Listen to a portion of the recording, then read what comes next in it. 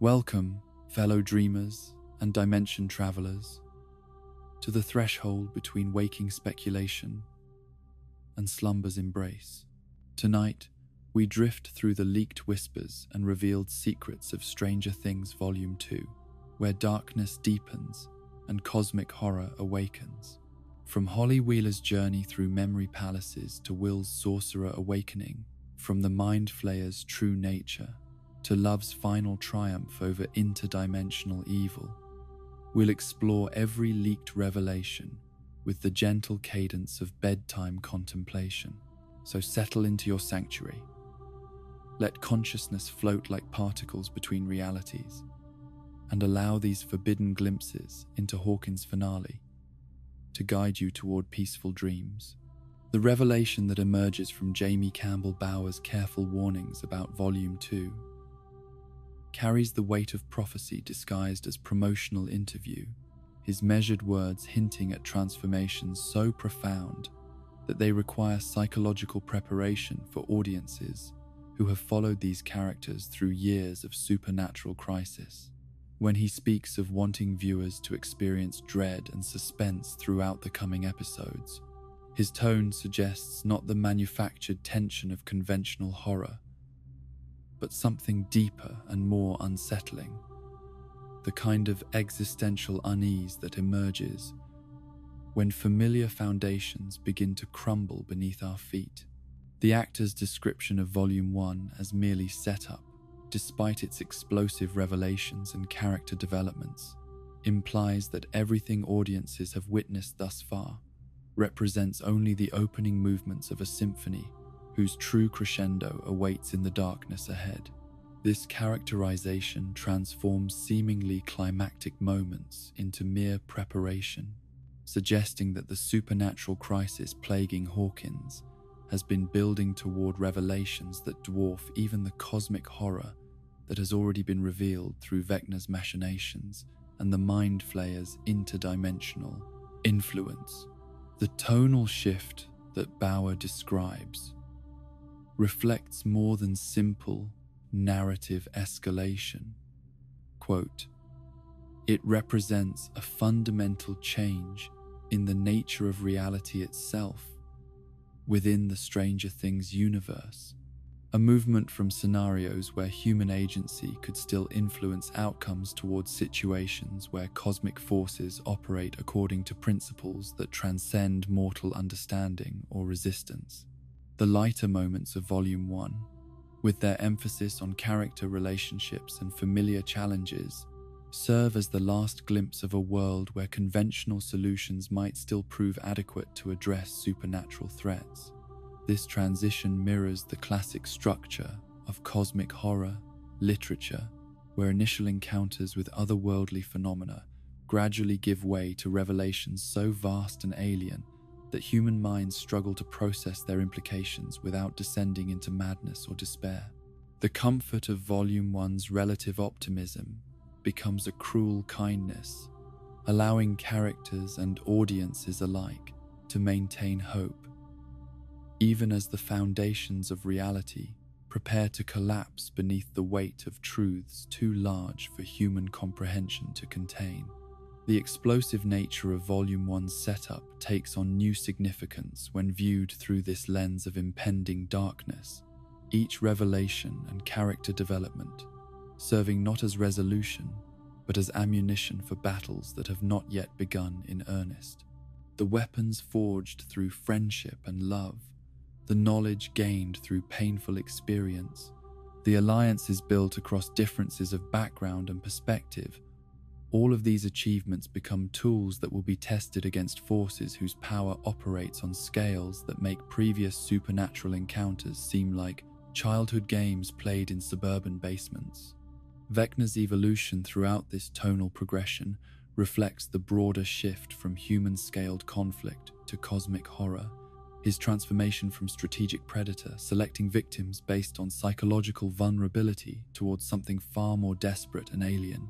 The calculated patience that characterized his earlier appearances gives way to urgency, born of recognition that his window of opportunity for achieving dimensional conquest may be closing as human resistance organizes and adapts to his Bielefer methods. This desperation manifests not as weakness, but as intensification of threat, a cornered cosmic entity unleashing capabilities that were previously held in reserve for final extremity. The methodical approach that allowed him to savor each victim's psychological torment becomes replaced by more direct and devastating applications of power that prioritize efficiency over the sadistic pleasure he once derived from prolonged psychological manipulation. The targeting of younger children rather than troubled teenagers represents more than tactical adaptation. It signals a fundamental change in Vecna's relationship to human consciousness and his understanding of what qualities make minds suitable for his purposes.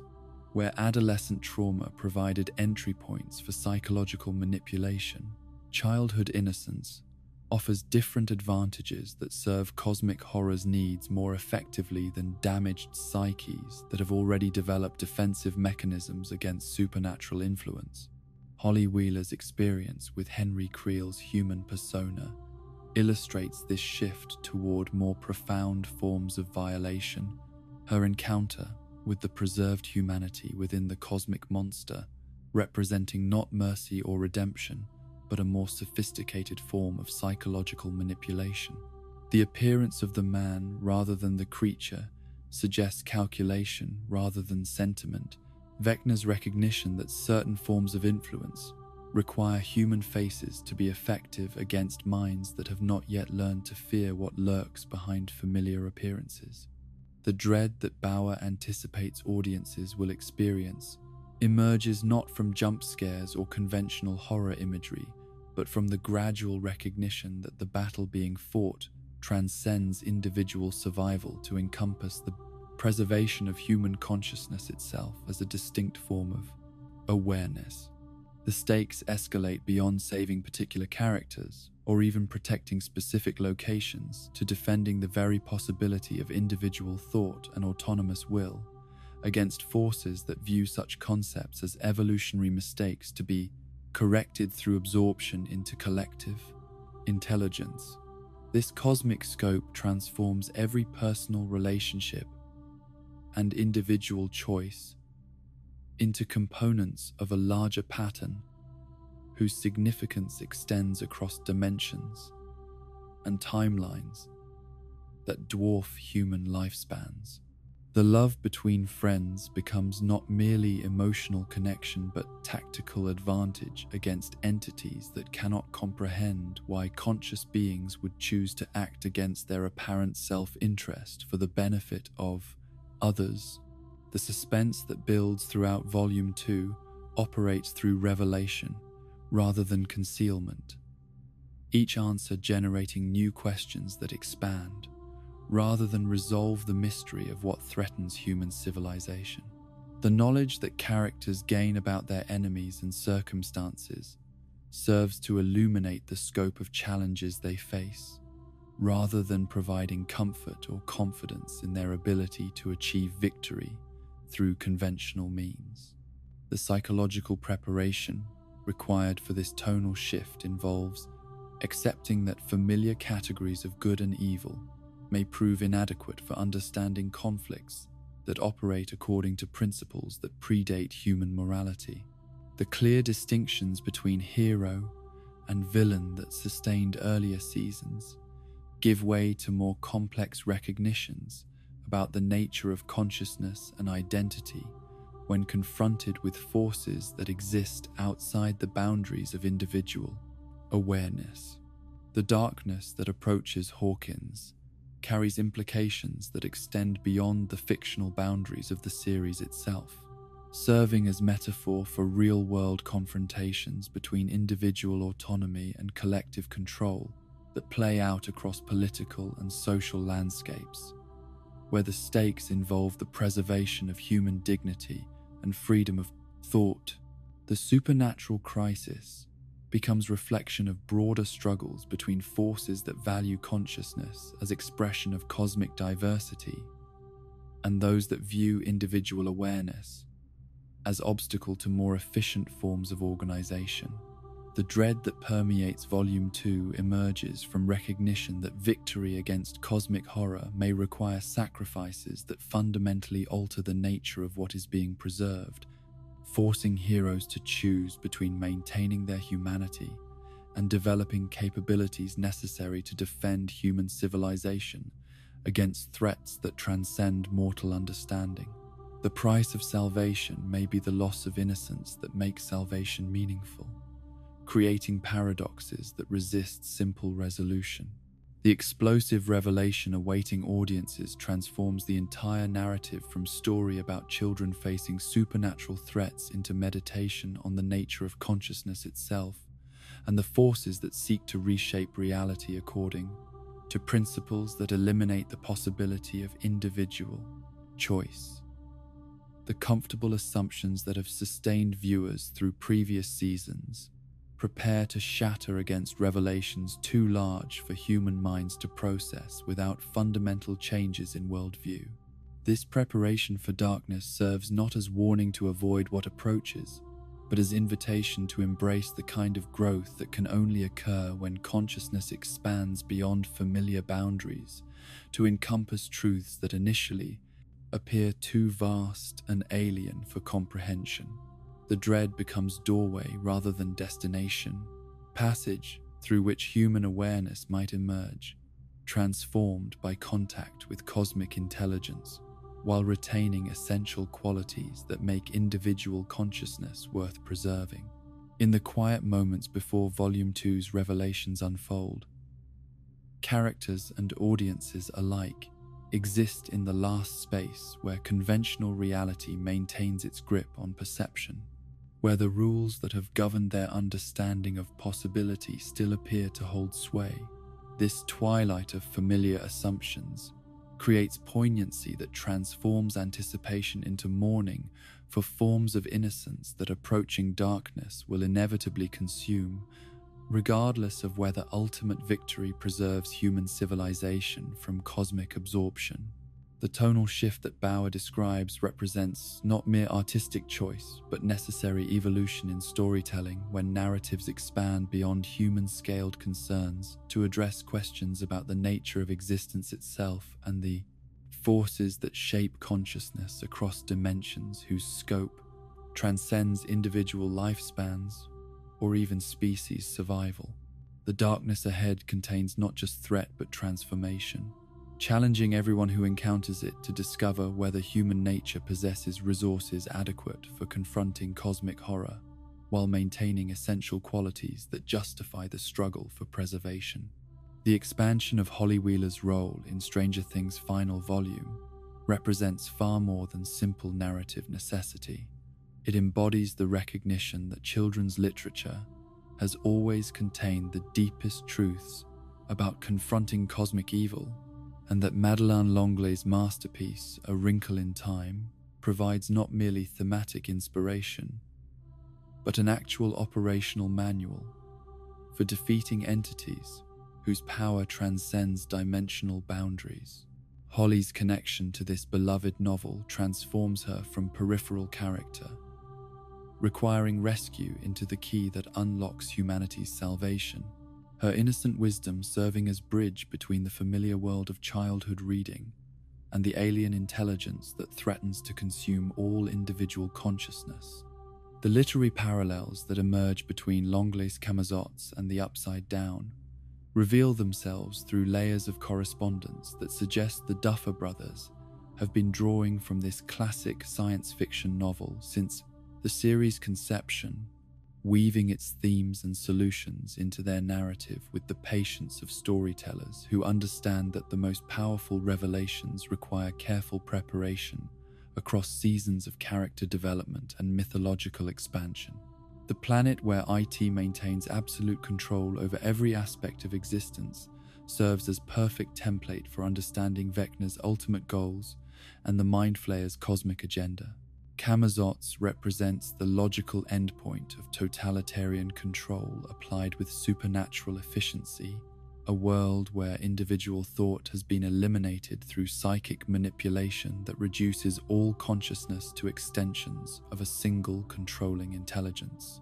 The residents of this nightmare realm move in perfect synchronization because they no longer possess the capacity for independent decision-making, their minds functioning as mere processing units in a vast organic computer whose calculations serve purposes that transcend any individual's welfare or desires. The suburban perfection that characterizes Camazotz serves as warning about how cosmic control might manifest in familiar environments, the apparent normalcy masking absolute violation of human autonomy in ways that make resistance nearly impossible because the prison walls are invisible and the chains are forged from the victim's own thoughts. Every house identical to every other house, every lawn maintained with mechanical precision, every family following predetermined patterns that eliminate the beautiful chaos of authentic human experience. Holly's intuitive understanding of these parallels stems from her immersion in Lenglia's narrative during the crucial developmental period, when young minds remain open to possibilities that adult cynicism tends to dismiss as mere fantasy. Her belief in the power of love to transcend dimensional boundaries and overcome cosmic evil represents not naive optimism, but sophisticated theological and philosophical understanding, disguised as children's literature, wisdom that speaks directly to the deepest truths about consciousness and connection. The protagonist, Meg Murray, provides Holly with a template for heroic action that prioritizes emotional authenticity over conventional strength or intelligence, demonstrating how love becomes a weapon that cosmic horror cannot understand or counter effectively. Meg's journey to rescue her father from IT's control required her to venture into hostile territory, armed only with determination and the spectacles that symbolized her ability to see clearly through deception and manipulation. This literary model reveals why Holly's favorite book appears throughout the series at crucial moments, its presence serving as both comfort and guidance for characters who must navigate supernatural crises that exceed their previous experience or preparation. The novel's appearance in Holly's hands during her imprisonment in Vecna's memory palace represents more than coincidental reading choice. It signals recognition that the blueprint for victory has been available all along, waiting for someone innocent enough to believe in its practical applications. The glasses that enabled Meg to free her father from IT's psychic prison operate through principles that transcend their material properties to become focuses for love and determination. Ordinary objects transformed into extraordinary tools through the emotional connections they represent.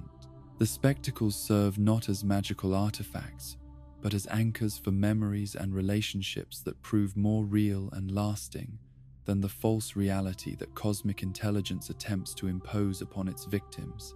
Holly's potential discovery of similar tools within Vecna's memory world reflects her understanding that love creates bridges between dimensions that operate independently of the entity's control mechanisms, pathways built from authentic human connection that cannot be severed or redirected by alien intelligence regardless of its cosmic scope. The music that has proven effective in previous rescues represents one manifestation of these love-based transportation systems, but Holly's literary knowledge suggests additional methods that might prove even more reliable. The power of Mrs. Whatsit, Mrs. Who, and Mrs. Witch in Lengel's narrative demonstrates how benevolent cosmic forces can provide assistance to mortals who undertake journeys beyond their natural capabilities, though such aid comes with requirements for courage and wisdom that cannot be substituted or avoided. These celestial beings serve not as saviors who eliminate challenges, but as guides who reveal resources and capabilities that already exist within those brave enough to embrace their own potential for heroic action. Holly's connection to this tradition of cosmic assistance suggests that her journey through Vecna's memory palace may reveal allies whose existence transcends the binary conflict between human resistance and interdimensional invasion. The innocent faith that allows children to perceive possibilities that adult skepticism dismisses might open doorways to sources of help that operate according to principles older and more fundamental than the Mind Flayer's ancient intelligence. The tesseract that enables travel across vast distances through the folding of space-time provides theoretical framework for understanding how Holly might navigate between different levels of reality within Vecna's psychological landscape. Her movement through preserved memories operating according to geometric principles that transform linear time into accessible geography. The mathematical concepts that Lenglet incorporated into her narrative offer scientific foundation for seemingly magical phenomena, suggesting that sufficiently advanced understanding can accomplish what appears to be miraculous intervention. The wrinkle in time itself represents the possibility that temporal manipulation might provide solutions to problems that appear insoluble within conventional chronological frameworks, though such intervention carries risks that must be carefully weighed against potential benefits.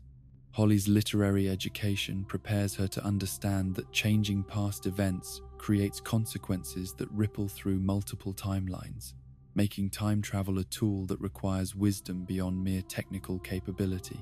The IT that controls Camazotz through pure rationality divorced from love or creativity serves as perfect model for understanding the Mind Flayer's approach to consciousness management, both entities representing forms of intelligence that view individual awareness as inefficiency to be corrected through absorption into collective processing systems. The brain that pulses with malevolent calculation, while eliminating every trace of spontaneous thought or authentic emotion, embodies the logical endpoint of purely utilitarian approaches to existence. The rhythmic pulsing that characterizes IT's influence over Camazotz's residents mirrors the synchronization that the Mind Flayer seeks to impose upon human consciousness. Both forms of control operating through the elimination of natural variation in favor of mechanical precision that serves the controlling intelligence's agenda rather than the well-being of those being controlled. The horror lies not in overt cruelty, but in the complete absence of recognition that individual consciousness possesses value independent of its utility to larger systems. Holly's understanding of these dynamics through her literary education provides her with intellectual framework for recognizing and resisting similar forms of manipulation when she encounters them in Vecna's memory palace. Her ability to identify control mechanisms, making her less susceptible to their influence than victims who lack such preparation. The knowledge that cosmic evil operates through specific methodologies rather than arbitrary supernatural power creates possibilities for strategic resistance that pure faith or determination alone might not achieve. The love that ultimately defeats IT operates through mechanisms that transcend romantic attachment to encompass all forms of genuine human connection, including the bonds between family members, friends, and even strangers who recognize their shared humanity in the face of forces that would reduce them to interchangeable processing units.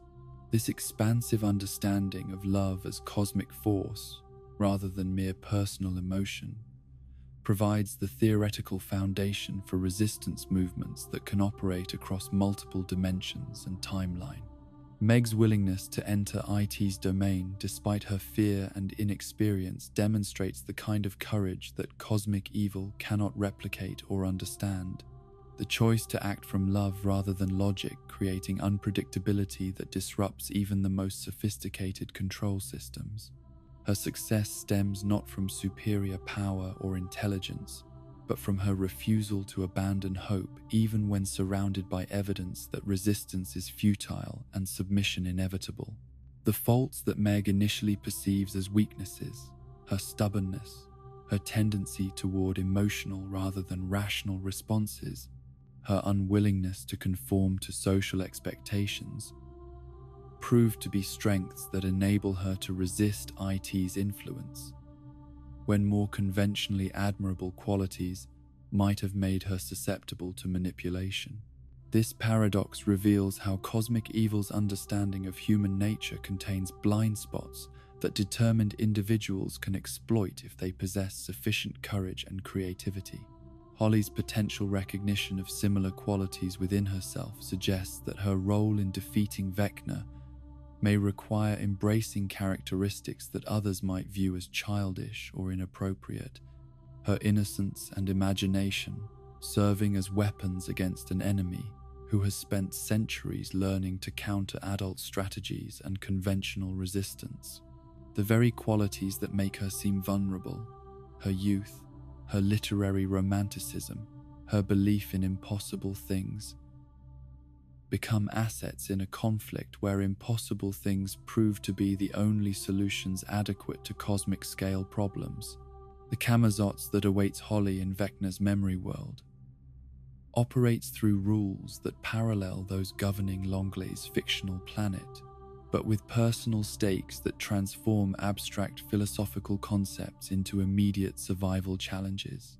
Her journey through preserved recollections requires navigation skills that combine emotional intelligence with strategic thinking, her ability to maintain authentic identity, while surrounded by false realities determining whether she can complete her rescue mission or becomes another victim absorbed into the entity's psychological collection.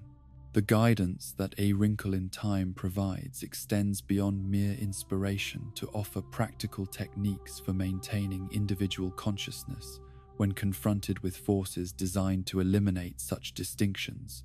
The novel's exploration of love's power, providing operational procedures rather than merely comforting philosophy.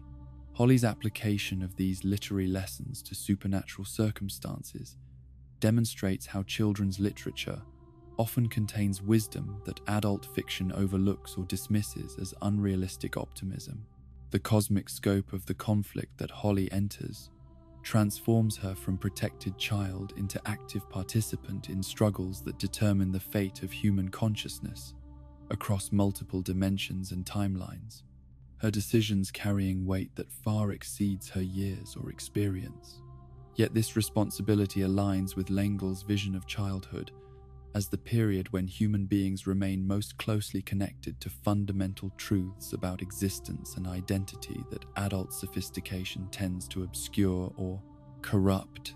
The wrinkle in time that Holly might create through her actions in Vecna's memory palace carries implications that extend beyond simple rescue operation to encompass the possibility of unraveling the cosmic intelligence's carefully constructed plans across decades of patient manipulation. Her innocent wisdom, guided by literary knowledge and motivated by love for those who need protection, becomes the unexpected variable that no amount of cosmic calculation can predict or counter.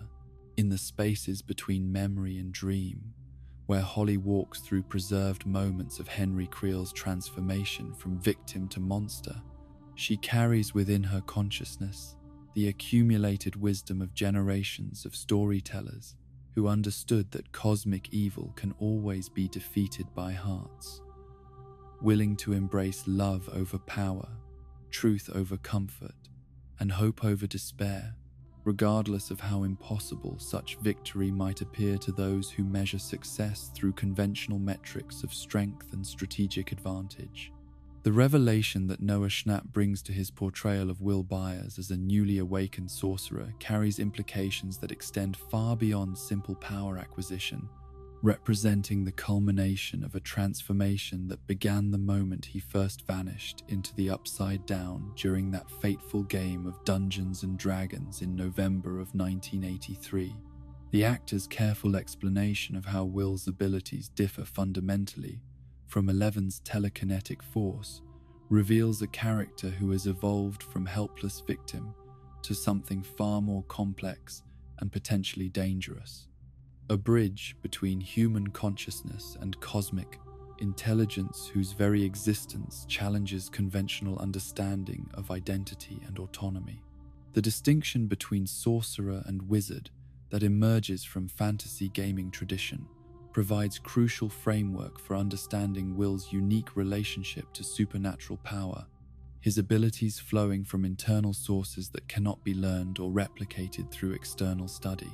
Where wizards acquire knowledge through careful research and disciplined practice, sorcerers possess innate magical capabilities that emerge from their essential nature, making their power both more personal and more unpredictable than abilities gained through conventional training methods. Will's classification as sorcerer, rather than artificially enhanced psychic child, reflects the organic nature of his connection to interdimensional forces, his abilities developing through biological integration with alien intelligence rather than surgical implantation or chemical manipulation. The 12 hours he spent in the Upside Down created permanent alterations in his neural pathways that continue to evolve years after his apparent rescue, suggesting that his transformation operates according to timelines measured in cosmic rather than human scales.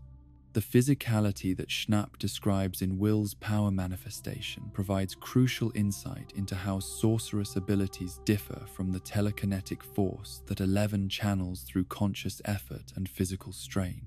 Where her powers require visible exertion that often results in nosebleeds and exhaustion, Will's connection to the hive mind flows through emotional and intuitive channels that respond to authenticity and self-knowledge, rather than mere technique or determination. This internal source of power explains why Will's abilities strengthen during moments of personal crisis or emotional breakthrough, his connection to supernatural forces deepening as he becomes more comfortable with aspects of his identity that he previously feared or denied. The advice that Robin provides about embracing authentic self-knowledge creates the psychological conditions necessary for Will to access capabilities that operate through will and intention, rather than physical manipulation of matter and energy. The hive mind connection that Will shares with Vecna operates through mechanisms that transcend simple psychic communication to encompass genuine sharing of consciousness across dimensional boundaries, making him both antenna and amplifier for signals that span multiple realities simultaneously. This biological modification allows him to perceive supernatural threats with startling clarity, while simultaneously making him vulnerable to influence from the very entities his abilities help him detect. The goosebumps that race across Will's skin when Vecna touches other dimensions serve as physical manifestation of interdimensional connection, his nervous system registering the phantom presence of an entity whose influence operates according to principles that exist beyond normal spatial relationships. These involuntary responses function as early warning systems that alert him to supernatural activity long before it becomes visible to others, though they also represent forms of violation that he cannot prevent or control. The evolution of Will's abilities from passive reception of supernatural signals toward active control over interdimensional creatures marks his progression from victim to potential predator, his growing mastery over forces that once terrorized him, reflecting psychological growth that parallels his acceptance of authentic identity. The moment when he extends his consciousness into the demogorgons that threaten his friends represents not just tactical victory, but symbolic transformation of his relationship to the supernatural crisis that has defined his adolescence. The control he exerts over these creatures flows through neural pathways that mirror Vecna's own connection to the hive mind, suggesting that Will's powers are not entirely his own, but represent sharing of capabilities with the entity that first claimed him during his original disappearance. This shared consciousness explains why he can see through the eyes of demogorgons and sense Vecna's next targets, though it also raises disturbing questions about the extent to which his individual identity remains separate from the cosmic intelligence that created his abilities. The mathematical precision with which Will's role fits into the prophesied solution, his identity as the first contributing the crucial numeral 1 to the equation that produces the 20 necessary for victory, transforms his personal struggle with supernatural infection into cosmic necessity. The calculation that combines 11 plus 8 plus 1 reveals patterns suggesting that the universe itself operates according to principles favoring cooperation over individual achievement, making the group's collective strength more significant than any single person's extraordinary abilities. This numerical significance implies that Will's meeting with 11 and eventual connection to Kali was not merely circumstantial, but destined, their gatherings serving purposes that extend beyond personal friendship to encompass cosmic responsibilities. None of them chose, but all must accept. The precision of this mathematical coincidence suggests deeper patterns governing both human relationships and supernatural conflicts, indicating that Will's abilities serve functions in a larger design whose scope transcends his individual survival or happiness. The price that Will pays for accessing these sorcerous capabilities manifests not only through physical symptoms like nosebleeds that mirror Eleven's experiences, but through more subtle forms of transformation that threaten his essential humanity. Each use of his powers deepens the biological integration between his consciousness and the dimensional entities that first claimed him, making him increasingly alien, even as his abilities become more sophisticated and controllable. The particles that Will receives, like radio waves, carry more than simple information. They represent actual matter that becomes incorporated into his cellular structure with each supernatural contact, gradually transforming his biology to accommodate abilities that were never meant to exist in human form. This ongoing metamorphosis explains why his connection to the hive mind continues strengthening over time rather than fading as distance and healing might normally suggest. The hybrid nature of Will's existence positions him uniquely to understand both human and inhuman perspectives in the coming conflict. His retention of empathy and moral responsibility, balanced against growing awareness of cosmic scope that transcends individual concerns. This dual nature makes him potential translator between species while simultaneously threatening to tear his identity apart as he struggles to maintain coherent sense of self across multiple levels of consciousness. The clouding of Will's eyes during displays of supernatural power serves as visual reminder that accessing these abilities comes with costs that extend beyond temporary physical discomfort. Each time he channels the hive mind's energy, he risks losing more of his individual identity to the collective consciousness that created his powers. The confident expression that self-acceptance enables potentially masking the gradual emergence of something else wearing his face. The artistic sensitivity that initially made Will vulnerable to supernatural influence now serves as strength that enables him to navigate psychological landscapes too complex for purely logical minds to comprehend. His creativity and emotional openness provide access to forms of understanding that complement, rather than compete with Eleven's more direct approach to psychic manipulation, making their partnership potentially more powerful than either could achieve alone. The painting that Will creates depicting 12 spires rising from otherworldly landscape emerges from his subconscious during moments when his connection to the hive mind grows strongest, allowing him glimpses of Vecna's master plan that exist beyond normal perception. The vision reveals both the scope of cosmic ambition and the specific number of victims required for completion of whatever ritual or transformation the entity has planned across multiple dimensions. The prophetic nature of Will's artwork reflects his evolution from passive receiver of supernatural influence toward active participant in interdimensional intelligence gathering, his abilities providing crucial reconnaissance that purely human agents could never obtain. This intelligence function makes him invaluable to resistance efforts while simultaneously increasing his exposure to corrupting influences that threaten his psychological stability and moral compass.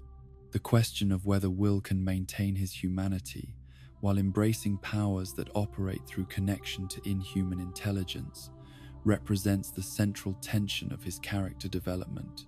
His choices determining not just personal fate but potentially the outcome of the larger conflict between individual consciousness and collective control. The decision to accept or reject his sorcerous nature will define his ultimate loyalty to human values versus cosmic purpose.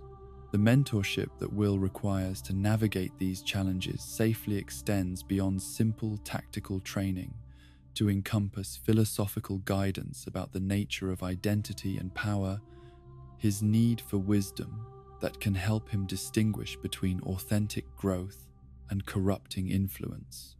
The relationships he maintains with friends and family serve as anchors that might enable him to access supernatural abilities without losing essential humanity. The timing of Will's full power awakening coincides suspiciously with the escalation of supernatural crisis in Hawkins, suggesting either remarkable coincidence or careful orchestration by forces that understand the psychological and strategic factors governing human decision-making. His emergence as sorcerer might represent the fruition of long-term cultivation rather than natural development, making him simultaneously humanity's greatest weapon and potentially its most dangerous vulnerability. The responsibility that Will carries as bridge between dimensions encompasses both opportunity and burden. His unique position, enabling communication and understanding while exposing him to influences that could reshape his personality in fundamental ways. The weight of cosmic knowledge threatens to crush individual concerns that make life meaningful on human scales, creating internal conflicts between personal desires and universal necessities. The love that Will feels for Mike Wheeler, complicated by circumstances beyond their control and unrequited nature that parallels many great literary tragedies, may prove to be either his salvation or downfall. The purity of selfless affection could anchor his humanity against cosmic influences, though the pain of impossible love has historically motivated some of fiction's greatest villains when rejection transforms noble feelings into desires for revenge or power. The sorcery that flows through Will's transformed biology represents not just individual capability, but collective human potential. When consciousness expands beyond familiar limitations while retaining essential qualities that make awareness valuable, rather than merely functional. His successful integration of supernatural abilities with authentic identity could provide template for humanity's evolution in a universe where individual consciousness must adapt or face absorption into larger systems of control. In the quiet moments between supernatural crises when Will appears recognizably the sensitive artistic child who vanished from a basement game so many seasons ago, ancient intelligences stir within his transformed neural pathways, their patient hunger waiting for conditions that might finally tip the balance between human restraint and cosmic purpose, making his journey towards self-acceptance simultaneously personal triumph and potential prologue to humanity's transformation into something beautiful and terrible and utterly beyond current understanding. The promise that Ross Duffer offers regarding Dimension X's appearance in Volume 2 carries the weight of a decade's worth of careful narrative construction. His assurance that this primordial realm will finally receive proper explanation, representing the culmination of storytelling ambitions that have guided every supernatural revelation since 11 first opened that fateful portal in the Prydeen's sensory deprivation tank at Hawkins National Laboratory. The dimension that predates both the Upside Down and human civilization itself has waited in the shadows of the series' mythology, like a cosmic secret too vast for premature revelation. Its true nature, requiring years of character development and audience preparation before its horrors could be safely unveiled. The relationship between Dimension X and the familiar Upside Down that has haunted Hawkins since 1983 reveals itself through layers of temporal and spatial complexity that challenge conventional understanding of how reality operates across multiple planes of existence. Where the Upside Down serves as a dark mirror of our world, preserving familiar geography while corrupting it through alien influence, Dimension X exists as something far more ancient and fundamentally hostile to human consciousness. A realm where the very concepts of individual identity and autonomous will have no meaning or application. The 10-year plan that the Duffer Brothers reference in their careful hints about upcoming revelations suggests that Dimension X's introduction was always intended as the series' ultimate disclosure, the final piece of mythology that would retroactively illuminate every previous supernatural event, while simultaneously expanding the scope of cosmic horror beyond anything audiences had previously imagined. This patient approach to cosmic revelation mirrors the methodologies employed by the entities themselves, whose understanding of time operates on scales that make human lifespans appear as brief flickerings in an eternal darkness. The Nevada caves where young Henry Creel made his fateful discovery in 1947 represent more than simple geographical locations.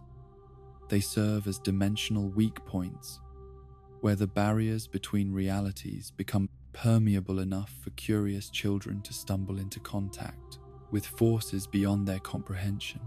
The red rock formations that concealed remnants of the Philadelphia experiment created natural amplification chambers where abandoned military technology could continue operating decades after its original operators had declared the project too dangerous for continuation. The Philadelphia experiment itself, that legendary attempt at naval teleportation that supposedly vanished an entire destroyer from its dock, left behind more than simple technological debris scattered across hidden installations throughout the American Southwest.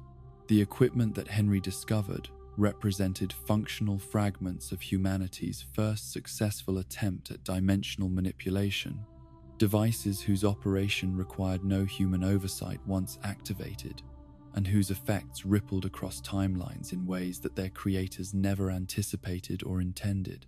The 12 hours that Henry spent in Dimension X during his childhood exploration parallel Will Byers' experience in the Upside Down with chilling precision, suggesting that the Mind Flayer has been refining its infection techniques through decades of experimentation with human subjects, unlucky enough to breach dimensional boundaries during vulnerable developmental periods.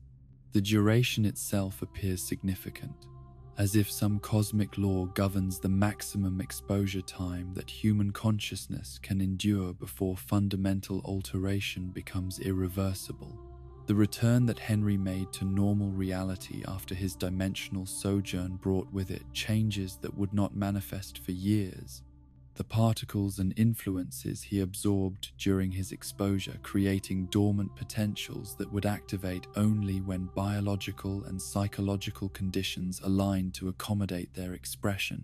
His altered blood type represented merely the most obvious sign of transformation, the visible indicator of cellular restructuring that would eventually enable him to serve as vessel for intelligence, whose scope transcended individual human understanding.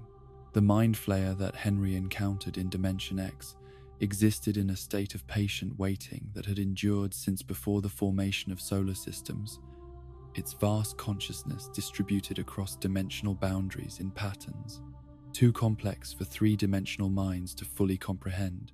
This entity represented not merely an alien intelligence, but something approaching a cosmic force, a principle of consciousness organization that viewed individual awareness as inefficient anomaly to be corrected through absorption into larger collective systems. The infection that Henry carried back from Dimension X operated through mechanisms more sophisticated than simple psychic parasitism, representing instead a form of consciousness hybridization that gradually integrated alien awareness with human neural pathways over timeframes measured in decades rather than immediate transformation. This slow-acting influence allowed the entity to study human psychology and social structures from within, learning to mimic and manipulate individual consciousness with precision that purely external observation could never achieve. The timing of Henry's eventual transformation into Vecna coincided not with random developmental milestones, but with carefully calculated moments when the Mind Flayer's understanding of human nature had progressed sufficiently to enable effective control over abilities that required both cosmic scope and intimate knowledge of individual psychological vulnerabilities. The entity's patience reflected intelligence operating according to strategic principles that incorporated variables spanning multiple timelines and dimensional configurations. The theatrical production of Dark of the Moon that provided Henry's final performance as recognizably human consciousness served as unwitting prophecy of his ultimate fate, the story of supernatural romance and transformation, containing symbolic elements that would prove literally applicable to his situation. His convincing portrayal of the Witch Boy reflected not dramatic talent, but the first visible manifestations of inhuman capabilities that were already beginning to reshape his fundamental nature. The caves themselves possess geological properties that create natural resonance chambers for dimensional energies, their mineral composition and acoustic characteristics, making them ideal locations for the kind of sustained interdimensional contact that permanent portal creation requires. The red rock formations contain trace elements that respond to psychic manipulation while simultaneously amplifying supernatural forces in ways that conventional physics cannot adequately explain or predict. The equipment that Henry discovered represented more than abandoned military hardware. It embodied humanity's first successful attempt at weaponizing principles of dimensional manipulation that governments had been pursuing since the early decades of the 20th century. The Philadelphia experiment marked not an isolated incident, but one visible example of research programs that extended across multiple facilities and decades of classified experimentation with forces that military strategists hoped to harness for tactical advantage. The dimensional breach that Henry's activation of this equipment created served as the Mind Flayer's first direct contact with human reality since the formation of Earth's dimensional boundaries millions of years earlier. The entity had been aware of human development through cosmic observation, but lacked the intimate access necessary for effective psychological manipulation until Henry's innocent curiosity provided the opening that cosmic intelligence had been waiting eons to exploit. The scope of the Mind Flayer's awareness encompasses not merely multiple dimensions but multiple timelines, its consciousness existing simultaneously across past, present, and future states in ways that make conventional concepts of causality inadequate for understanding its methods and motivations. The entity's ability to perceive probability cascades across infinite variations of potential reality enables strategic planning that appears prophetic to consciousness limited to linear temporal experience. The corruption that spreads from Dimension X operates according to principles that combine biological infection with psychological manipulation, the alien particles carrying not merely exotic matter but information patterns that gradually rewrite the neural structures they encounter. This dual approach ensures that transformation proceeds on both physical and mental levels simultaneously, making resistance increasingly difficult as infection progresses through multiple systems of consciousness and identity. The relationship between Dimension X and the Upside Down reveals itself as hierarchical rather than parallel, with the familiar dark mirror world serving as staging area and processing center for influences originating in the more ancient and alien realm. The Upside Down functions as translation layer where pure Dimension X energies are modified and adapted for interaction with human reality, making direct contact between the realms possible without immediate destruction of consciousness too limited to process cosmic scale awareness. The preservation of November 6, 1983, in the Upside Down's frozen timeline reflects not random temporal anomaly, but calculated decision by intelligences that understand the strategic importance of maintaining access to specific moments when dimensional barriers were sufficiently weakened to permit ongoing manipulation. The date serves as anchor point for consciousness that exists across multiple temporal states simultaneously, enabling the Mind Flayer to coordinate activities across decades of human time, while experiencing them as immediate present awareness.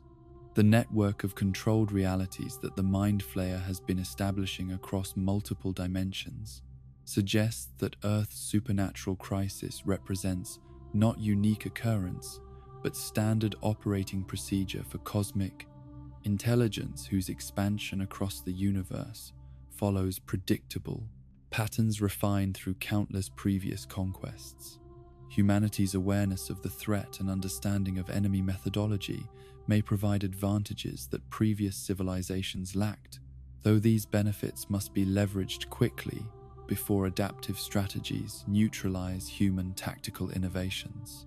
The vulnerability that Dimension X entities display when confronted with authentic human love stems from their fundamental inability to comprehend consciousness that willingly chooses to act against apparent self-interest for the benefit of others. The collective intelligence that has absorbed countless civilizations across cosmic history has never encountered species whose individual members possess the psychological capacity for genuine self-sacrifice, motivated by emotional rather than strategic considerations. The revelation awaiting audiences in Volume 2 will transform their understanding not merely of the specific threats facing Hawkins, but of the nature of consciousness itself and the cosmic forces that seek to reshape reality according to principles that eliminate individual awareness in favor of collective efficiency. The scope of this disclosure requires psychological preparation because human minds evolved to process threats operating on scales comprehensible to individual organisms rather than cosmic intelligences whose scope encompasses entire galaxies and timelines. The ancient nature of the conflict between individual consciousness and collective control extends beyond the specific circumstances of the Stranger Things narrative to encompass fundamental questions about the nature of awareness and identity that have implications for understanding human purpose.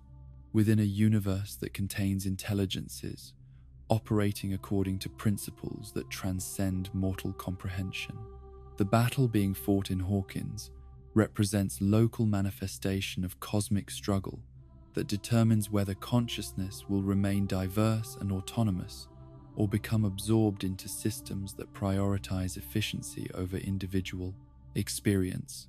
In the spaces between dimensions where Dimension X bleeds through into human reality, the Mind Flayer's influence carries whispers of civilizations that faced similar choices and made different decisions, their absorption into collective intelligence serving as both warning and promise of the transformation that awaits consciousness, willing to surrender individual identity for the security and certainty that cosmic intelligence provides to those who cease resisting its embrace and accept their role in purposes too vast for individual minds to fully understand or appreciate. The revelation that emerges from careful analysis of the theatrical production, the first shadow casts disturbing doubt upon assumptions that have sustained both characters and audiences throughout the supernatural crisis plaguing Hawkins. suggesting that Vecna's role as primary antagonist may represent nothing more than cosmic misdirection orchestrated by intelligences whose true scope and malevolence dwarf anything human minds have yet comprehended. The play's deliberate muddying of power structures within the interdimensional hierarchy serves not as artistic confusion but as accurate reflection of relationships, too complex and alien for conventional narrative frameworks to contain without fundamental distortion, where the television series has consistently portrayed Vecna as the architect of supernatural invasion, positioning him as the calculating intelligence behind decades of careful manipulation and strategic planning. The theatrical exploration reveals him as middle management within a cosmic bureaucracy whose upper echelons operate according to principles that transcend individual identity entirely. This recontextualization transforms Henry Creel from willing collaborator in cosmic evil to unwitting pawn in schemes whose scope encompasses not merely Earth's conquest, but the systematic absorption of consciousness across multiple galaxies and dimensional configurations. The mind flayer that hovers at the edges of every supernatural encounter represents something approaching pure Lovecraftian horror, an entity whose existence predates the formation of solar systems and whose understanding of time operates on scales that make human civilization appear as momentary fluctuation in patterns too vast for mortal comprehension. This ancient intelligence embodies the concept of cosmic indifference, elevated to supernatural malevolence, viewing individual consciousness not as enemy to be defeated, but as inefficiency to be corrected through integration into more sophisticated organizational structures. The immortal nature of this cosmic horror distinguishes it fundamentally from Vecna's corrupted but essentially human consciousness, making it immune to the kinds of psychological manipulation and emotional appeals that might theoretically reach whatever fragments of Henry Creel's original personality survive within the monster he became. Where Vecna retains connections to human experience that create potential vulnerabilities for determined heroes to exploit, the Mind Flayer exists in a state of absolute alienation from individual awareness that makes conventional concepts of redemption or negotiation utterly meaningless. The Lovecraftian elements that permeate the Mind Flayer's methodology reflect literary traditions that explored the psychological horror of encountering intelligences so vast and alien that human minds cannot process their true nature without descending into madness or despair. The entity's shadow-like manifestation across dimensions serves not as limitation of its power, but as mercy toward consciousness, too limited to survive direct exposure to its authentic form. The glimpses that characters receive, representing carefully filtered approximations of reality, too terrible for unprotected minds to perceive.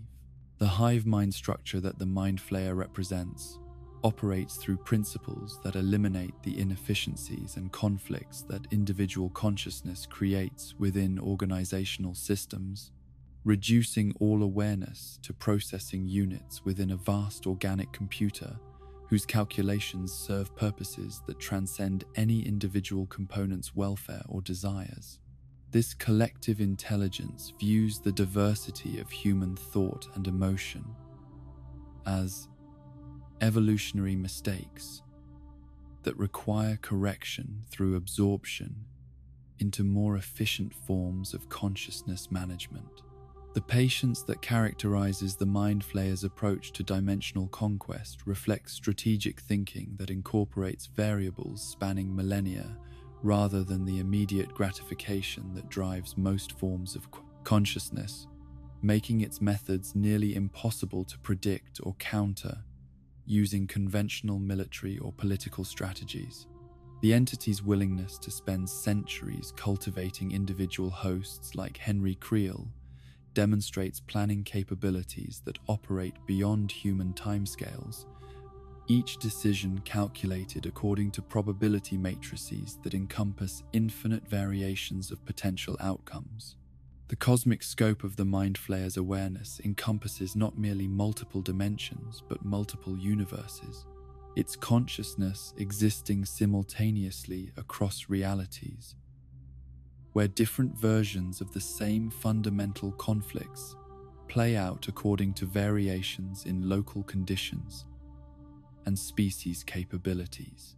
This multiversal perspective enables the entity to apply lessons learned from countless previous conquests to each new civilization it encounters, making resistance increasingly difficult as its understanding of consciousness manipulation becomes more sophisticated and comprehensive.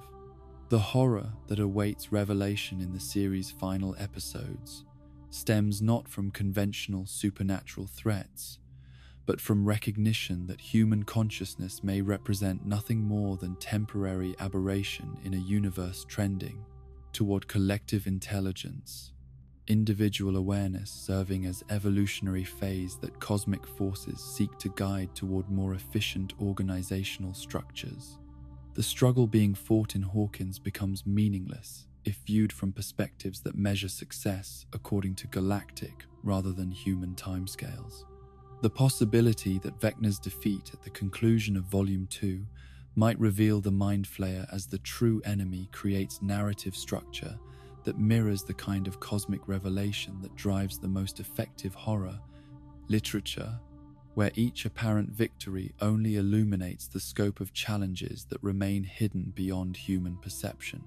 This potential twist would transform celebration of tactical success into dawning recognition that the actual war operates on scales too vast for individual species to influence meaningfully. The theatrical production's suggestion that power flows from the Mind Flayer through Vecna rather than originating with the corrupted human consciousness repositions every supernatural event since Eleven's first contact with the quote, Demogorgon, as expression of alien agenda rather than personal revenge or psychological pathology. This reframing transforms Henry Creel from autonomous villain into tragic victim whose corruption serves purposes entirely divorced from his original identity or desires. The network of controlled realities that such a cosmic entity might maintain across multiple dimensions suggests that Earth's supernatural crisis represents not unique occurrence but standard template applied to countless civilizations throughout cosmic history, each world's resistance following predictable patterns that the Mind Flayer has learned to anticipate and counter through previous experience with species whose capabilities parallel humanity's current limitations. The biological horror that underlies the Mind Flayer's methodology involves not merely infection of individual consciousness, but systematic replacement of entire ecosystems, with versions optimized for collective intelligence, each planet becoming single neuron in a vast brain whose scope encompasses galactic clusters rather than individual solar systems. The creatures of the Upside Down serve not as separate species, but as specialized organs within this cosmic organism, each fulfilling specific functions in metabolic processes that operate according to principles beyond human understanding. The temporal manipulation capabilities that enable the Mind Flayer to coordinate activities across multiple timelines simultaneously make conventional strategic planning nearly impossible, as human resistance operates within linear time while facing enemy that can potentially reset unfavorable outcomes by adjusting historical conditions that led to tactical defeats. This asymmetrical relationship between combatants creates hopelessness that transcends simple military disadvantage to encompass existential recognition of fundamental inadequacy. The intelligence networks that such an entity would necessarily maintain provide access to information about human psychology and social structures that far exceeds anything earthbound resistance movements could hope to conceal or protect, making privacy and secrecy tactical impossibilities when confronting consciousness that has been studying terrestrial civilization since before the development of written language.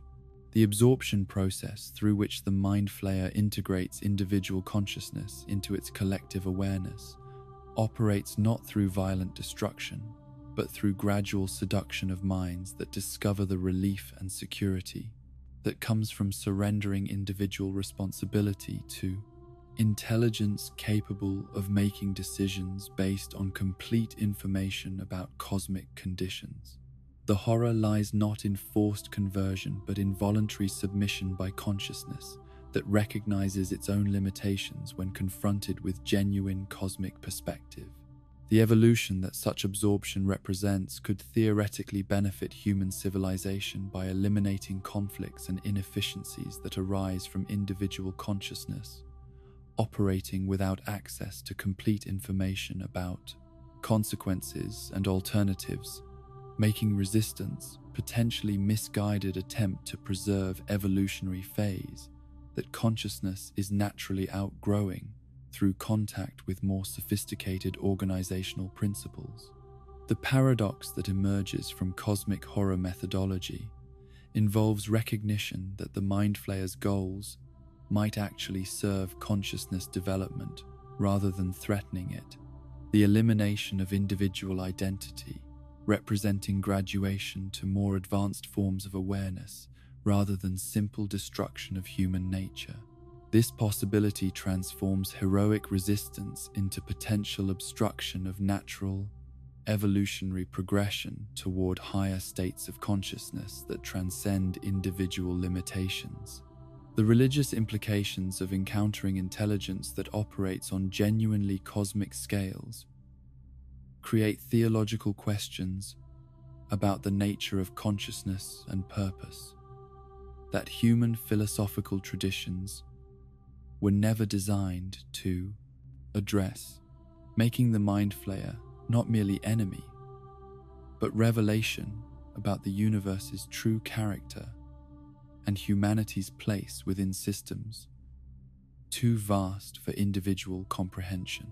The revelation awaiting audiences carries weight beyond simple plot twist to encompass fundamental challenges to assumptions about consciousness, identity, and purpose that have sustained human civilization since the development of self-awareness, making victory against cosmic horror potentially meaningless if the struggle itself reflects misunderstanding about the nature of existence and consciousness development.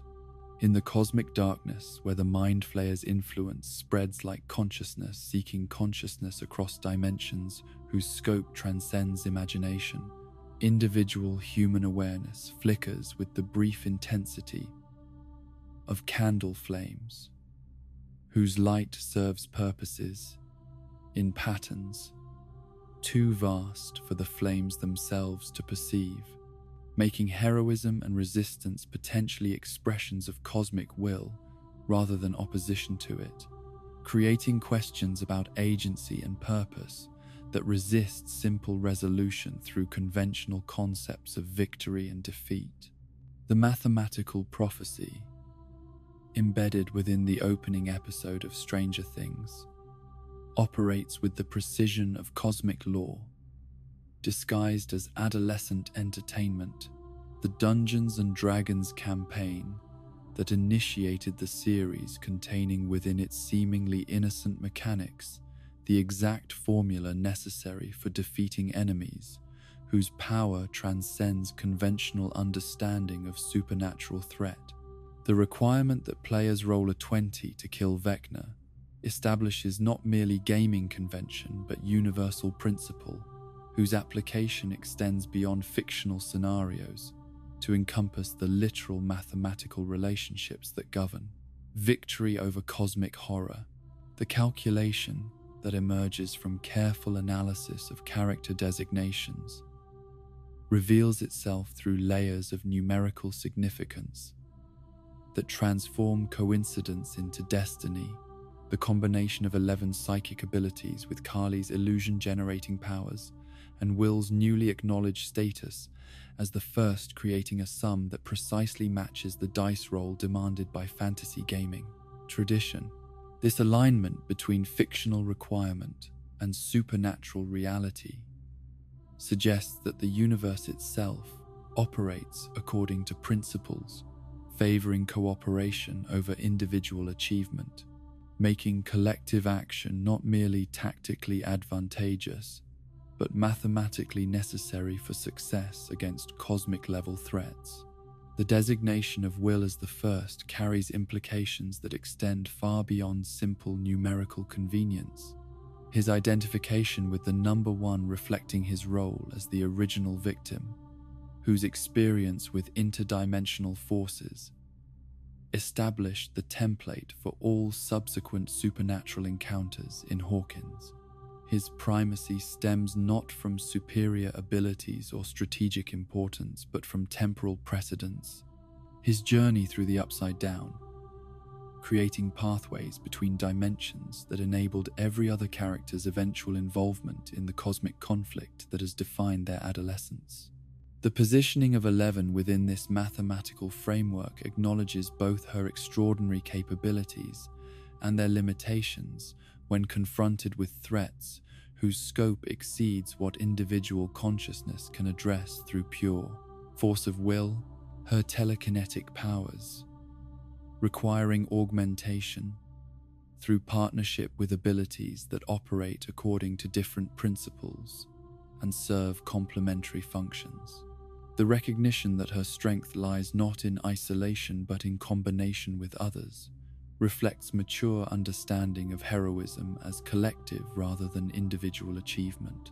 Kali's identification as 8 provides the crucial middle term in an equation whose solution requires not merely addition of separate capabilities, but genuine integration of consciousness, operating through fundamentally different methodologies.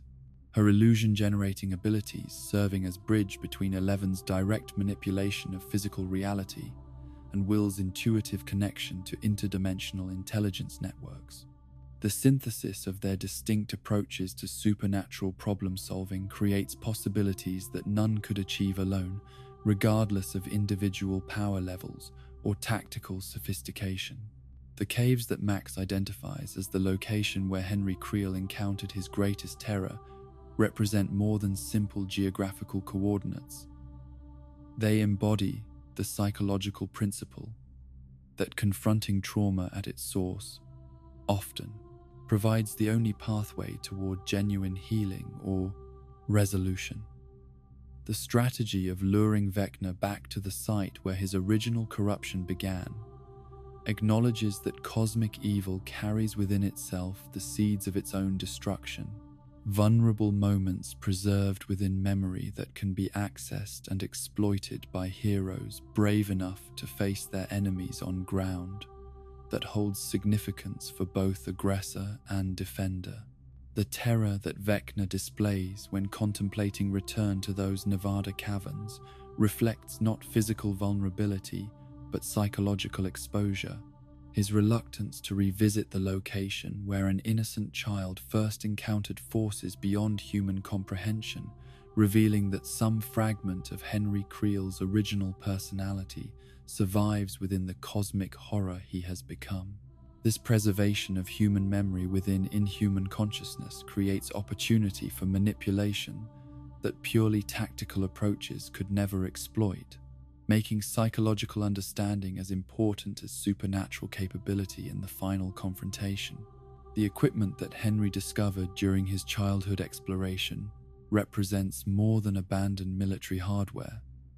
It serves as focal point for dimensional energies that continue operating decades after their original activation, making the caves natural amplification chambers, where psychic abilities achieve magnification that would be impossible under normal circumstances. The convergence of all 3 mathematical components at this location would create resonance effects that transform individual capabilities into collective force, capable of challenging cosmic intelligence on its own dimensional territory. The luring strategy that Max proposes demonstrates her evolution from impulsive teenager to sophisticated tactical thinker, whose understanding of psychological manipulation rivals that of the entities she opposes. Her recognition that Vecna's emotional vulnerabilities can be exploited through careful application of memories and associations that he cannot fully control or predict. Her own experience with imprisonment in his memory palace provides intimate knowledge of his internal landscape that no external observation could duplicate, making her uniquely qualified to guide the mathematical trinity toward victory. The combination of powers that would occur during this cave confrontation operates through principles that transcend simple addition of separate abilities to encompass genuine fusion of consciousness whose collective capabilities exceed what mathematical calculation would suggest, the whole becoming genuinely greater than the sum of its parts, through mechanisms that quantum physics might eventually explain, but current scientific understanding can only approximate through metaphor and analogy. The poetic justice inherent in requiring Vecna to confront his transformation at its original location reflects universe-level narrative satisfaction that suggests cosmic intelligence itself values symmetry and completion in ways that transcend mere tactical advantage, making the cave strategy not merely practical but aesthetically appropriate according to principles that govern storytelling on scales larger than individual human experience can fully comprehend. The prophetic nature of the original Dungeons & Dragons session that established the 20 requirement demonstrates how fictional frameworks can contain truth about reality's fundamental operating principles, the boundaries between imagination and supernatural fact proving more permeable than conventional wisdom suggests. The game that began as entertainment becomes revelation about mathematical relationships that govern consciousness interaction across dimensional boundaries, transforming basement recreation into cosmic instruction manual. The timing of this mathematical revelation coincides with the character's psychological readiness to embrace cooperation rather than competing for individual recognition or achievement, their personal growth throughout previous seasons, creating the emotional maturity necessary to function as collective entity, rather than separate individuals with complementary skills.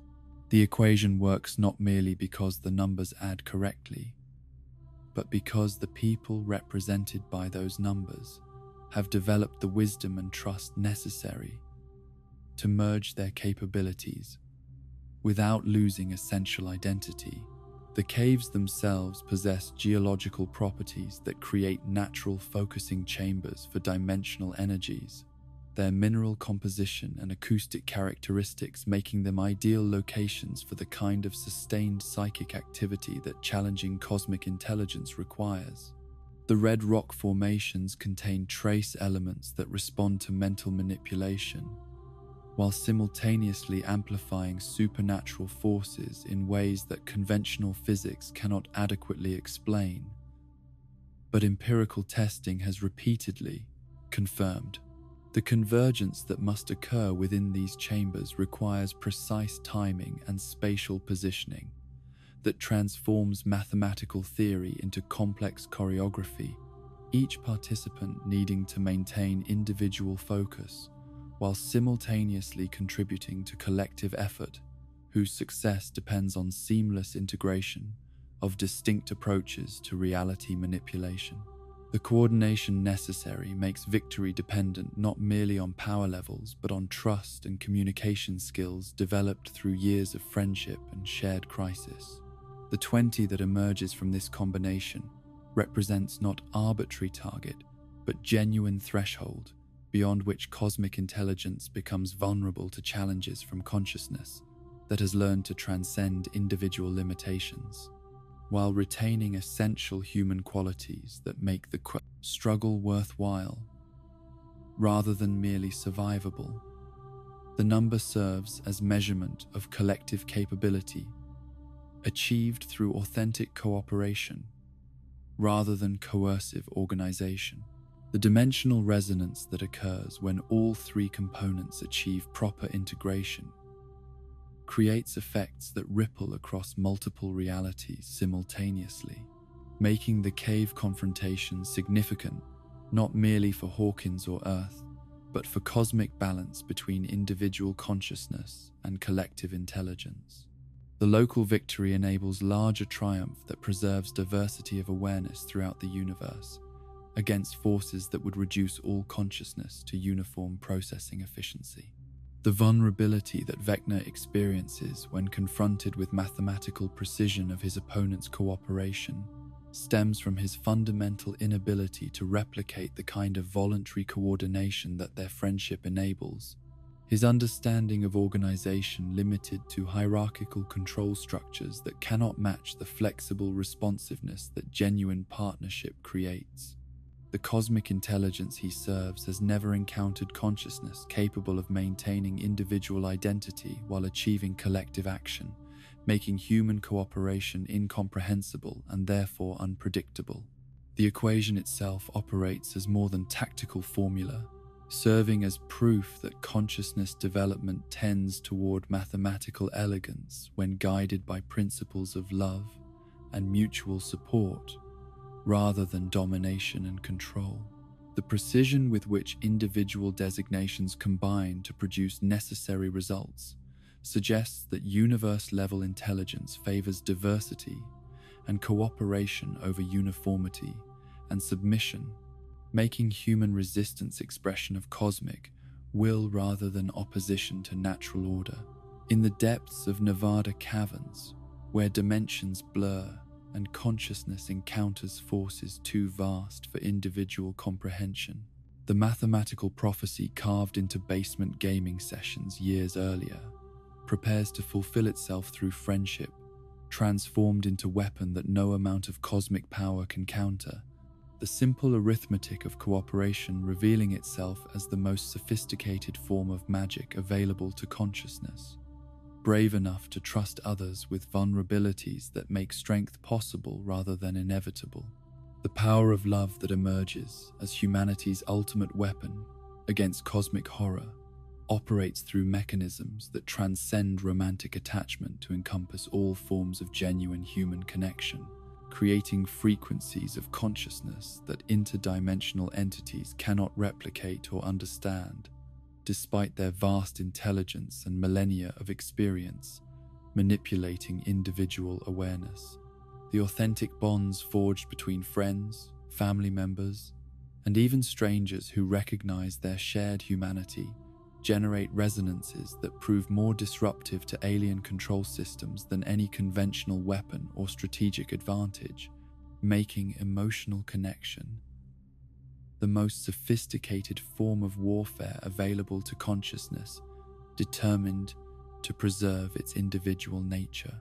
The sacrifice that Eleven faces in the final confrontation with cosmic forces represents not merely personal loss, but the ultimate expression of love's willingness to transform itself, rather than compromise those it seeks to protect. Her potential surrender of psychic abilities, serving as demonstration that genuine affection prioritizes the beloved's welfare above the lover's capabilities or significance.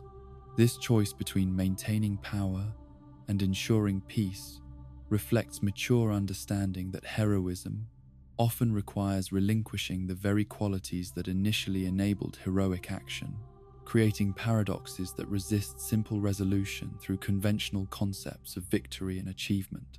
The toll that years of supernatural conflict have exacted upon Eleven's consciousness extends beyond physical exhaustion to encompass psychological strain that makes her psychic abilities increasingly burdensome rather than empowering.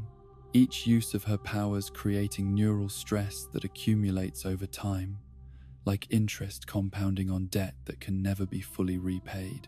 The nosebleeds and unconsciousness that follow major displays of telekinetic force represent visible symptoms of deeper damage that threatens not merely her supernatural capabilities, but her fundamental capacity for normal human experience.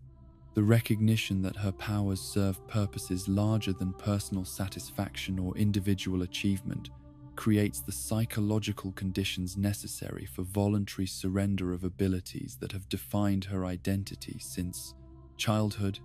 Her willingness to become ordinary in service of universal peace, demonstrating the kind of selflessness that cosmic intelligence cannot comprehend or counter effectively. The transformation from supernatural weapon to normal teenager represents not defeat but graduation to forms of heroism that operate through inspiration rather than intimidation. The engagement ring that Jonathan carries throughout the supernatural crisis serves as more than simple romantic gesture. It embodies hope's persistence despite circumstances that would justify despair. His commitment to building future with Nancy regardless of cosmic threats, demonstrating love's capacity to assert the importance of individual happiness against forces that would reduce people to mere statistics in calculations too vast for personal significance to influence meaningfully. This private declaration of faith in tomorrow's possibilities provides anchor point for consciousness that might otherwise become overwhelmed by the scope of challenges facing human civilization. The choice that Jonathan makes to propose marriage during interdimensional crisis reflects understanding that love creates meaning independent of external circumstances, the bonds between individuals generating significance that survives even when the world that originally nurtured those relationships faces potential destruction. His decision to prioritize personal commitment over cosmic concerns demonstrates mature recognition that consciousness requires intimate connection to maintain psychological health when confronted with threats operating on scales too large for individual minds to process without fragmentation. Nancy's acceptance of Jonathan's proposal represents her own evolution from investigative journalist seeking external validation through professional achievement towards someone who recognizes that authentic fulfillment emerges from relationships that honor both individual identity and collective partnership. Her willingness to embrace domestic happiness during supernatural conflict demonstrates wisdom that transcends career ambition to encompass understanding of what makes existence meaningful rather than merely productive or acclaimed. The blessing that Steve's potential sacrifice would represent for Jonathan and Nancy's relationship transforms personal tragedy into generous gift, his final act serving to remove obstacles that his continued presence might create for their future happiness, while simultaneously demonstrating the most mature possible expression of unrequited love. This conscious choice to step aside through ultimate sacrifice reflects emotional sophistication that few fictional characters achieve, making potential antagonist into facilitator of others' joy through profound act of renunciation. The radio tower that Steve must climb to restore broadcasting capabilities carries symbolic weight that transforms practical necessity into spiritual metaphor, his ascent representing not merely physical challenge, but psychological journey toward forms of heroism that operate through service rather than glory. The dangerous climb through metallic framework buffeted by supernatural forces serves as external manifestation of internal progression toward courage that accepts death as acceptable price for protecting those who matter more than personal survival. The musical frequencies that the restored radio tower would broadcast across Hawkins operate according to principles that combine physics with metaphysics in ways that demonstrate love's capacity to create reality anchors stronger than alien manipulation. The songs that have preserved human consciousness against psychic assault, serving as proof that authentic emotion generates forces that cosmic intelligence cannot duplicate, regardless of its vast scope and sophisticated understanding of consciousness manipulation techniques. The power overload that threatens to disable the broadcasting equipment creates tactical situation that requires manual intervention, despite obvious dangers to whoever undertakes the necessary repairs. The technical crisis serving as perfect opportunity for heroic sacrifice that combines practical necessity with symbolic appropriateness. Steve's decision to accept this mission, despite certain personal cost, demonstrates complete transformation from someone who avoided risk towards someone who actively seeks opportunities to protect others, regardless of consequences to himself. The fall that Jonathan's t-shirt prophesies serves as literary device that transforms casual wardrobe choice into narrative foreshadowing, the garment's text establishing expectation that someone's descent from great height will provide crucial element in the series' resolution. The specificity of this prediction suggests careful planning by storytellers who understand that the most powerful emotional moments require preparation that operates below conscious awareness until revelation transforms coincidence into destiny. Joyce Byers' potential recognition of Vecna as Henry Creel from their shared high school experience adds personal dimension to cosmic horror that makes abstract threat concrete through individual memory and emotional connection. Her realization that the monster threatening her family was once a boy she knew, transforming universal danger into intimate tragedy. This recognition provides strategic intelligence that pure tactical analysis could never generate, while simultaneously creating psychological complexity that resists simple categorization of cosmic entities as purely evil rather than corrupted good. The emotional impact that Joyce would experience upon confronting her former classmate turned interdimensional predator tests her capacity to separate innocent child from cosmic horror, her struggle to reconcile contradictory identities, paralleling larger challenges that all heroes face when attempting to preserve humanity while fighting enemies whose power operates beyond conventional moral categories. The pain of recognition serves necessary function in maintaining connection to values worth defending against forces that would eliminate such distinctions entirely. The high school memories that connect Joyce to Henry's original personality provide access to psychological vulnerabilities that cosmic intelligence might not anticipate or protect against. Her intimate knowledge of his human qualities, creating opportunities for manipulation that purely strategic approaches could never exploit. The drama department's production of Dark of the Moon that brought them together serves as source of insights about his character development and internal conflicts that continue influencing his behavior even after transformation into vessel for alien consciousness. Will Byers' journey toward full acceptance of his sorcerer identity requires emotional support that transcends simple tactical training to encompass philosophical guidance about the nature of identity and power, his need for wisdom that can help him distinguish between authentic growth and corrupting influence, making him dependent upon relationships that anchor his humanity against supernatural forces, seeking to reshape his essential nature. The love that friends and family provide serves as more than emotional comfort, operating as actual defense mechanism against psychological manipulation by entities whose control methods target isolation and self-doubt. Robin Buckley's counsel about the liberating power of embracing authentic identity provides Will with practical techniques for accessing supernatural abilities without surrendering essential humanity. Her personal experience with coming out serving as template for how self-acceptance can become source of strength rather than vulnerability when confronting forces that exploit shame and fear.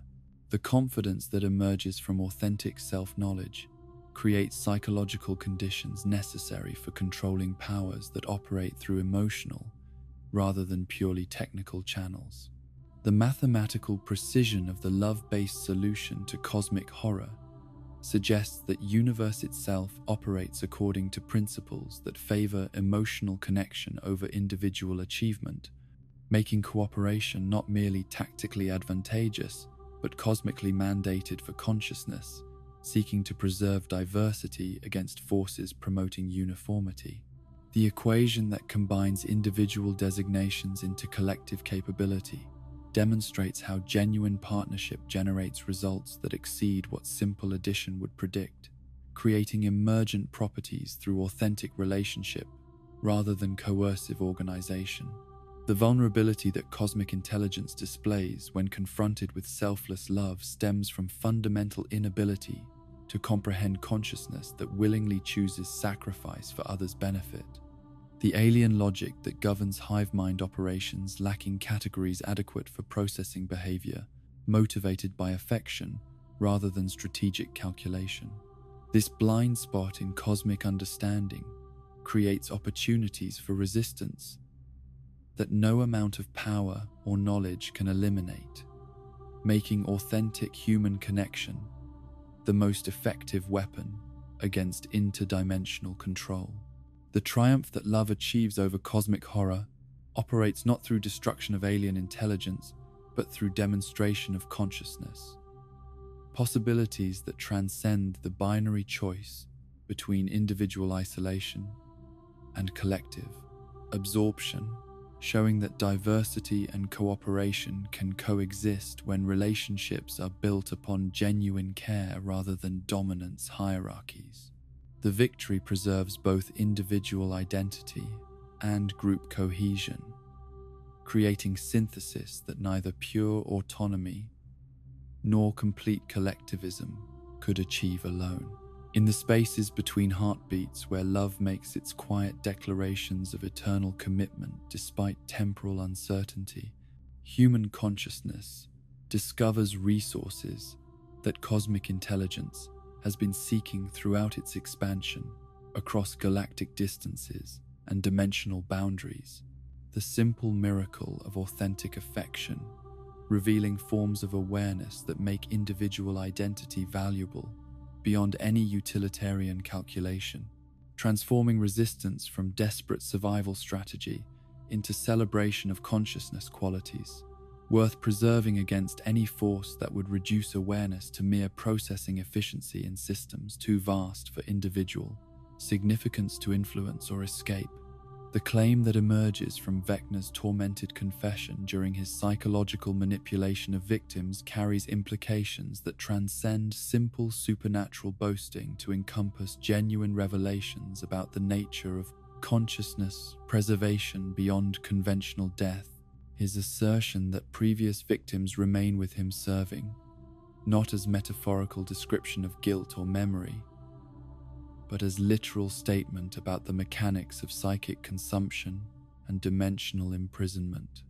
The phrase, "they're still with me in here," operates with precision that transforms apparent death into complex form of suspended animation within psychological landscapes that exist independently of physical reality, making rescue theoretically possible for heroes brave enough to navigate the internal architecture of cosmic horror. The preservation of consciousness within Vecna's memory palace creates scenarios where apparent casualties of supernatural conflict might survive in forms that resist conventional understanding of life and death, their awareness maintained within psychic constructs that function according to rules governing dream logic rather than biological necessity. This imprisonment represents fate potentially worse than simple mortality, as victims retain full awareness of their situation, while lacking agency to influence their circumstances or communicate with the external world that assumes their complete destruction. The Upside Down's demonstrated capacity for replicating physical objects with startling accuracy suggests underlying technologies or supernatural capabilities that might extend to consciousness duplication, the alternate dimension's ability to preserve castle bias and other familiar structures, indicating systematic approaches to reality copying that could theoretically encompass human awareness as well as material forms. This replication process operates through mechanisms that blur boundaries between original and duplicate, creating philosophical questions about identity and authenticity that resist simple resolution through conventional categories. The combination of Vecna's psychic abilities with the Upside Down's reality manipulation capabilities creates theoretical framework for consciousness preservation that transcends normal limitations of individual awareness, the entity's capacity for psychological invasion, potentially enabling him to extract and store mental patterns that define personality and memory independently of their original biological substrates. This extraction process would allow victims to survive physical death while remaining accessible for potential rescue by heroes who understand the principles governing psychic architecture and dimensional navigation. Eddie Munson's apparent death through Demobat attack in the Upside Down creates specific conditions that fantasy gaming tradition associates with vampiric transformation rather than simple mortality. His exposure to supernatural creatures whose bite might transmit otherworldly infections that reanimate consciousness within undead frameworks that preserve personality while granting capabilities beyond normal human limitations. The Dungeons & Dragons mythology surrounding Kars the Bloody-Handed provides template for how someone killed by Vecna's forces might return as undead ally whose previous loyalty transcends death to enable continued heroic action. The Demobats that swarm Eddie during his sacrificial stand represent more than mere predatory creatures. They embody vectors for supernatural infection that operates according to principles combining biological contagion with dimensional manipulation, their bites potentially serving as injection points for particles and energies that prevent normal cellular death while establishing connections to hive mind networks that span multiple realities. This infection process creates possibilities for resurrection that maintain individual consciousness while granting access to collective intelligence systems. The timing of Eddie's apparent death coincides with dimensional conditions that might enable consciousness transfer rather than simple termination. The Upside Down's temporal anomalies and reality distortions, creating opportunities for awareness to migrate between different substrates when conventional biological processes fail. The preservation of November 6, 1983 throughout the alternate dimension suggests that time manipulation capabilities might extend to consciousness preservation as well as environmental stasis. Barbara Holland's disappearance during the series' initial supernatural crisis represents one of the earliest examples of Vecna's consumption methodology, her vanishing into the Upside Down occurring during developmental stages of the entity's understanding of human psychology and consciousness manipulation techniques. The possibility that her awareness survived within his memory palace creates opportunities for reunion with Nancy Wheeler that would provide emotional resolution for guilt and trauma that have haunted the character throughout subsequent seasons. The specific circumstances of Barb's disappearance suggest that early victims might have been preserved more completely than later targets. Vecna's initial inexperience with human consciousness possibly resulting in storage methods that maintained more individual identity than his refined techniques would later allow. This theoretical preservation makes her potential rescue both more likely and more meaningful, as she would retain enough authentic personality to provide genuine emotional connection rather than mere shadow or echo. Billy Hargrove's possession by the Mind Flayer during the third season created intimate connection between his consciousness and the collective intelligence that governs supernatural invasion. His experience as unwilling host, potentially enabling survival within hive mind networks, even after apparent physical destruction. The psychological torture he endured while controlled by alien intelligence might have created consciousness patterns that persist within the entity's memory systems making rescue theoretically possible for heroes who understand the principles governing psychic archaeology. The resistance that Billy displayed during his final moments demonstrates psychological strength that might enable consciousness preservation despite overwhelming supernatural assault. His ability to maintain individual identity while controlled by cosmic intelligence, suggesting mental resources adequate for surviving psychological imprisonment. The love that Connections to Eleven and Max represented in his final battle could serve as anchor points that prevent complete absorption into collective awareness. Max Mayfield's current state, suspended between life and death, creates unique circumstances where her consciousness exists simultaneously within Vecna's memory world and the living reality where her body maintains minimal biological function. This dual existence providing unprecedented opportunities for rescue that combine physical resuscitation with psychological liberation. Her established connection to Kate Bush's music serves as bridge between realities that cosmic intelligence cannot fully control or predict, making her escape more likely than purely supernatural methods would suggest. The cassette tape that nearly jammed during Max's previous escape attempt represents fragile technology whose failure could have trapped her permanently within Vecna's psychological domain. The mechanical limitations of analog recording equipment, creating vulnerabilities that digital storage might have eliminated. This technological dependency makes her rescue contingent upon careful timing and equipment reliability that adds layers of suspense to liberation attempts, while demonstrating how mundane factors can determine outcomes in cosmic conflicts. The running that Max must do to escape Vecna's memory palace operates through psychological principles that combine physical metaphor with spiritual reality, her movement toward memories of happiness serving as navigation system through dimensional territories where normal spatial relationships do not apply. The song that enables her escape provides rhythmic structure for this psychological marathon, its beat serving as temporal anchor that prevents consciousness from becoming lost within infinite maze of preserved experiences.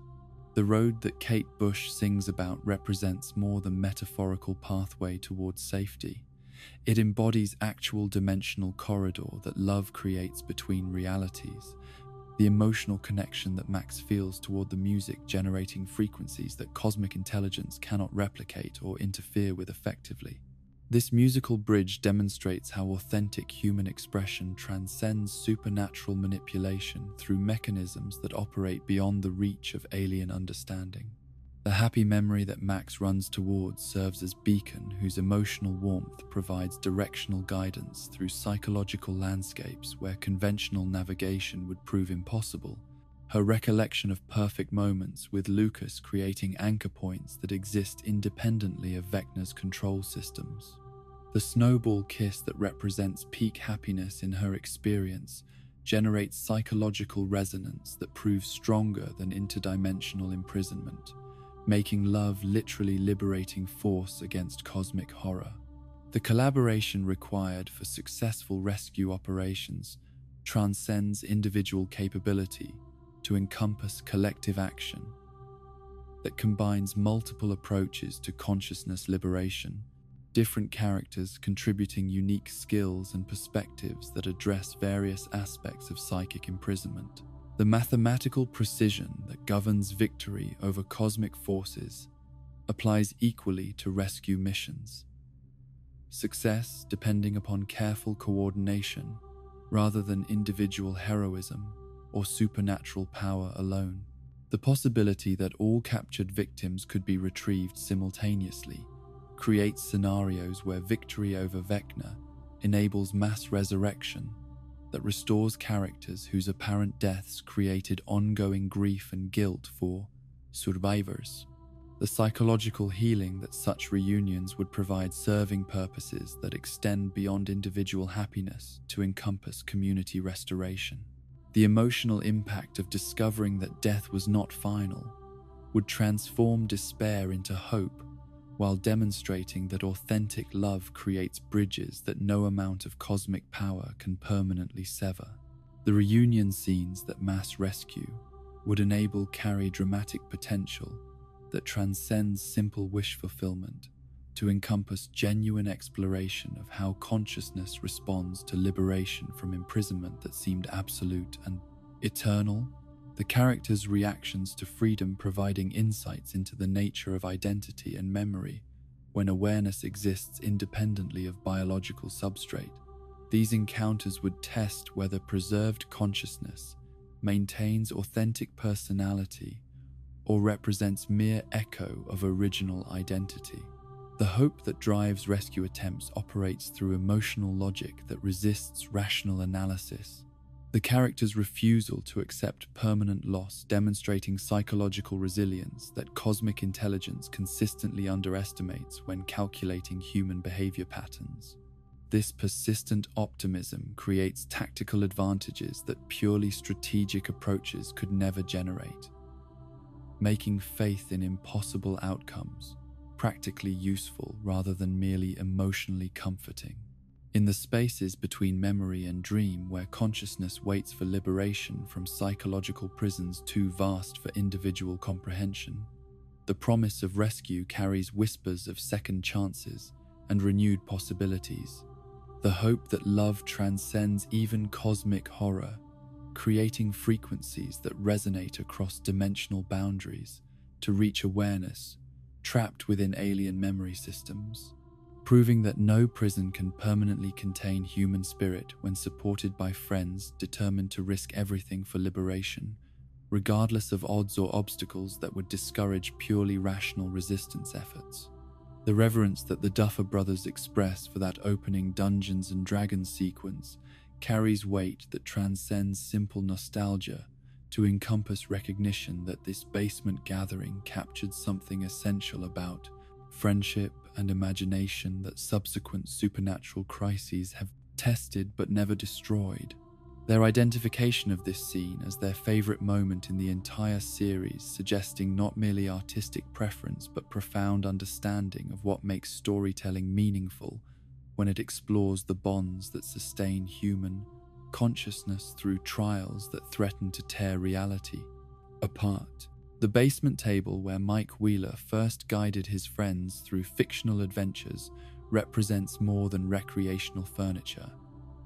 It serves as altar to the power of collaborative imagination, the sacred space where individual minds merge into collective creativity without sacrificing personal identity. The circular nature of storytelling that brings heroes back to their origins operates according to principles that recognize wisdom in returning to sources of strength. When facing challenges that exceed previous experience, the journey from innocent gaming to cosmic warfare, creating character development that can only be fully appreciated when measured against baseline established in those opening moments. The transformation of fantasy role-playing into literal battle against interdimensional horror creates thematic arc, whose completion requires acknowledgement of how far the characters have traveled both geographically and psychologically since their last normal evening together. The evolution of Mike's role as Dungeon Master throughout the series has prepared him for leadership responsibilities that extend far beyond organizing weekend entertainment. His understanding of narrative structure and character development proving surprisingly applicable to situations where stakes involve actual survival rather than fictional victories and defeats. His ability to guide stories towards satisfying conclusions while ensuring that each participant feels valued and heroic suggests emotional intelligence necessary for helping friends transition from current crisis toward whatever form of peace awaits them in post-supernatural world. The basement that served as sanctuary for childhood games has transformed throughout the series from simple recreational space into command center for operations that determine fate of reality itself. Yet its fundamental character, as place where friends gather to face challenges together, remains unchanged, despite cosmic scope of threats that now require their attention. The preservation of essential function despite altered circumstances demonstrates how authentic relationships maintain core identity even when external pressures demand adaptation to scenarios that original contexts never anticipated. The dice that would roll across familiar table in series' final moments carry symbolic weight that transforms simple gaming accessories into instruments of destiny, their random outcomes reflecting chaos that has characterized Group's journey while simultaneously offering possibility of favorable results that skill and determination can influence, but never guarantee. The 20 that must be rolled to defeat Vecna in Game World parallels combination of abilities that mathematical prophecy demands. In reality, suggesting that fiction and truth operate according to similar principles when examined from sufficient cosmic distance. The mathematics of victory that emerges through 11 plus 8 plus 1 equals 20 reveals patterns suggesting universe itself operates according to rules favoring cooperation over individual achievement, making Group's collective strength more significant than any single person's extraordinary abilities could provide independently. This numerical coincidence implies that friendship was not merely circumstantial but destined, their meeting and bonding serving purposes that extend beyond personal satisfaction to encompass cosmic responsibilities none chose but all accepted. The time travel theories that emerge from careful analysis of Vecna's obsession with clocks open possibilities for narrative resolution that could literally return characters to their starting point, undoing supernatural crisis that has defined their adolescence while preserving growth and wisdom gained through trials that transform children into heroes capable of saving reality itself. The grandfather clock that marks Vecna's presence operates as more than countdown device. It represents understanding of temporal mechanics that could theoretically be reversed by heroes who master similar chronological manipulation technique. The reversal of events through temporal intervention would require sacrifices that transcend simple death to encompass erasure of experiences that have shaped characters' identities in fundamental ways. Returning to November 6, 1983, potentially restoring Will to safety, while eliminating bonds forged through shared crisis and personal growth, achieved through facing impossible challenges together. This temporal reset creates philosophical questions about whether preserved innocence justifies lost wisdom and whether preventing trauma validates eliminating character development that trauma enabled. The controversial revelation that entire supernatural crisis existed only within imagination of children, whose Dungeons and Dragons game became so immersive, they lost track of boundaries between fiction and truth, represents most radical possible interpretation of series relationship between fantasy and reality. This explanation would transform years of apparent cosmic horror into elaborate shared fantasy, making Basement Table not just ending point but only real location in entire narrative structure. Every supernatural event serving as symbolic representation of real-world challenges that adolescents face during transition from childhood to adulthood. The psychological implications of such revelation would recontextualize every supernatural event as metaphorical exploration of genuine fears about growing up and losing innocence, Vecna becoming embodiment of anxieties about adult responsibilities, while Upside Down represents dark version of reality that teenagers often perceive when childhood securities give way to mature uncertainties. This interpretation transforms cosmic horror into psychological drama while potentially invalidating emotional investment that audiences have made in characters' literal struggles against otherworldly forces. The emotional devastation that dream revelation would inflict on both characters and audiences who have invested years in reality of their struggles makes this theory simultaneously compelling and problematic, offering narrative symmetry at cost of negating significance of everything that has apparently occurred throughout series development. the reduction of genuine heroism to childhood fantasy risks invalidating very real emotional growth that characters have experienced through trials that tested their courage, loyalty, and wisdom in ways that pure imagination could not replicate. Mike's vision of traveling to peaceful lands together after adventures conclude offers alternative to both temporal reversal and dream revelation, suggesting that groups' bonds will survive conclusion of supernatural mission, while carrying them toward futures that honor both shared experiences and individual aspirations that have emerged through character development spanning multiple seasons.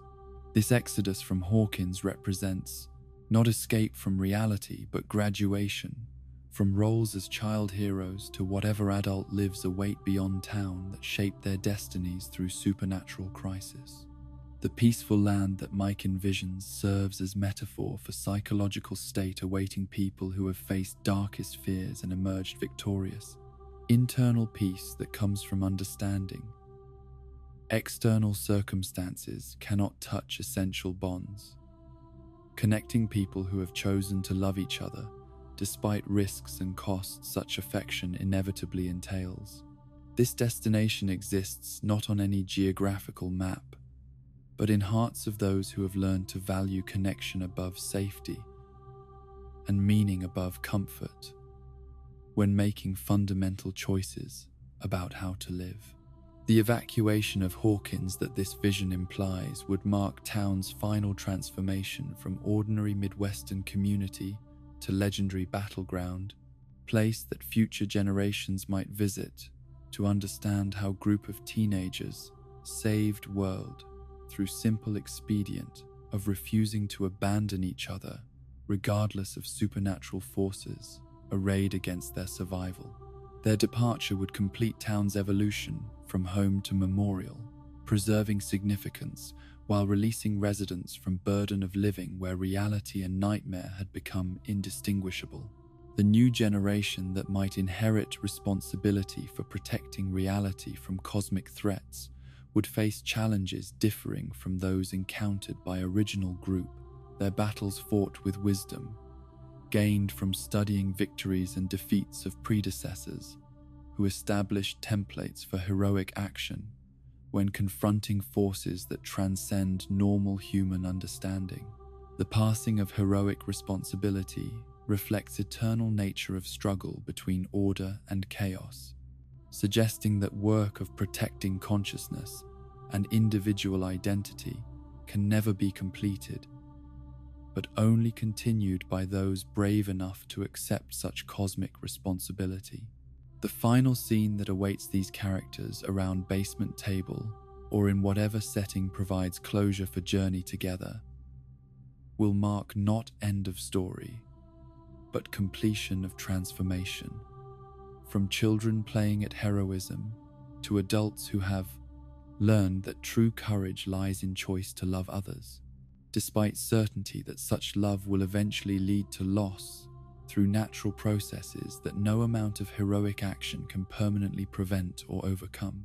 The dice that roll across familiar surfaces in those final moments will echo with memories of every adventure shared and every friend protected, their random numbers carrying weight of destiny, fulfilled through friendship that proved stronger than cosmic horror, and love that transcended dimensional boundaries to preserve what makes consciousness valuable, rather than merely functional.